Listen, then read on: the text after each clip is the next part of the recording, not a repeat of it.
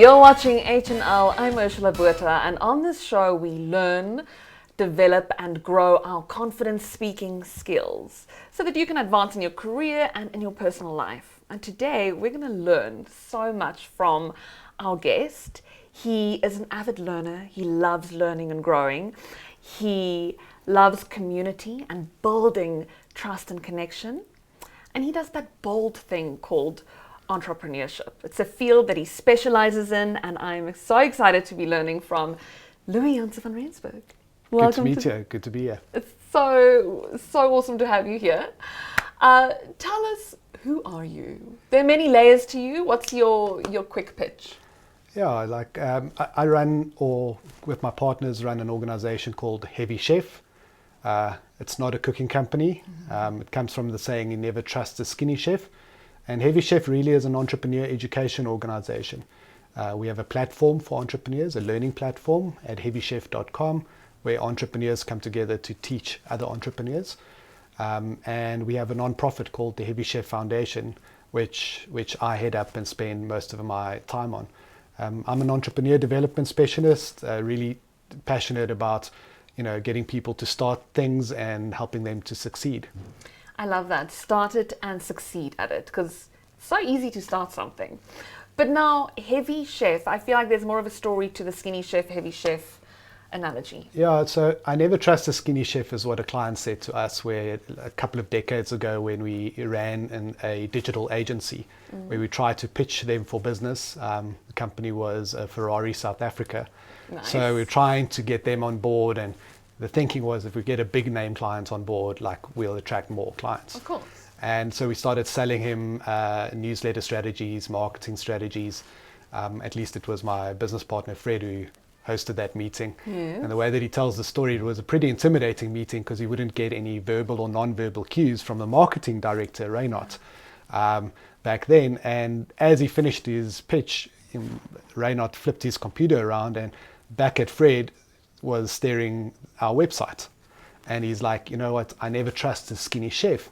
He looked at the website and we weren't applying any of the things that we were selling to him on our own business. Mm-hmm. And he said, you know what, you're not eating your own food.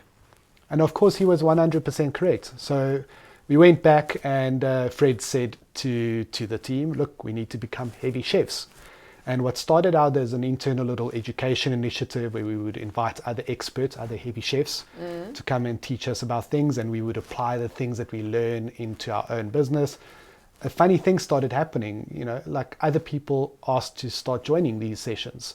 And another thing started happening. We started attracting more clients as we started, it's kind of marketing by sharing, so to speak.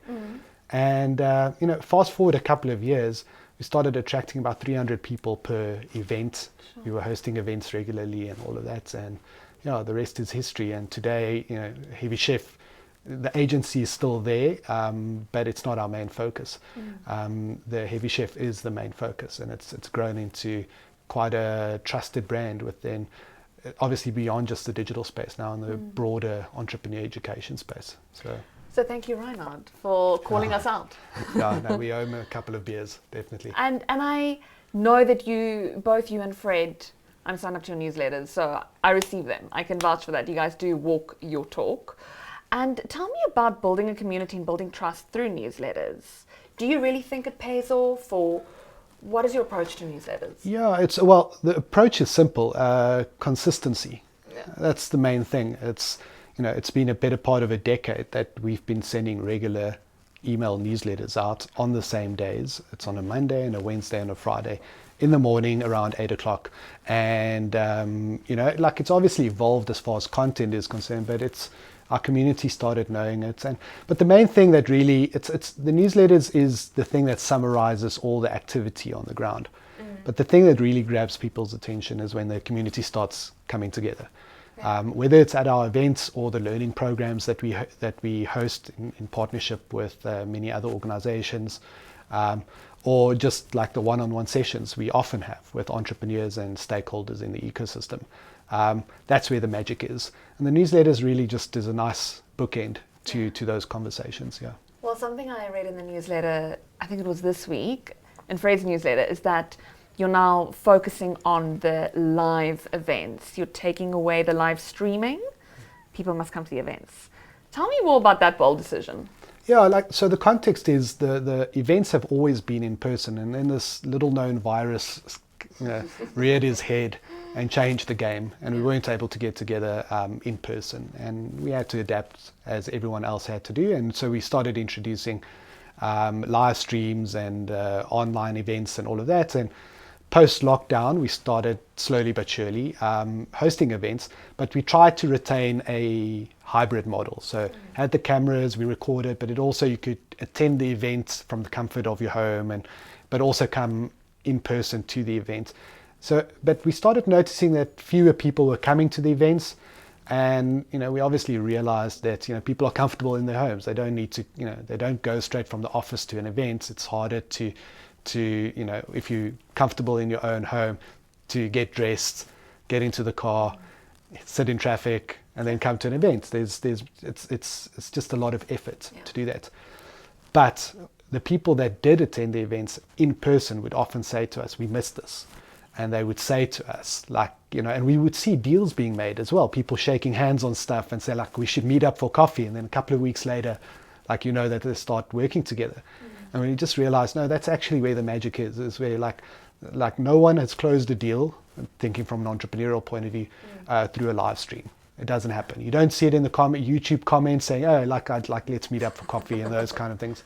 It happens in person. So we just took a principled decision. We said, okay, we're going to strip the live streams. People, you need to get out of the comfort of your homes again. We need to connect. We need to hustle. We need to start, building things and building relationships. And this is where the magic happens. And, it's a principled decision that we've made. We'll see how it pans out. The response anecdotally that we've received so far has been really phenomenal. Not overwhelmingly, exclusively positive. So we think we've hit a nerve, and it's going back to old school in-person events, exclusively in-person events. That's where the magic is, and I love that we need to get out of our comfort zone, build that confidence, and go network. We'll see you after the break and explore more about confident entrepreneurship.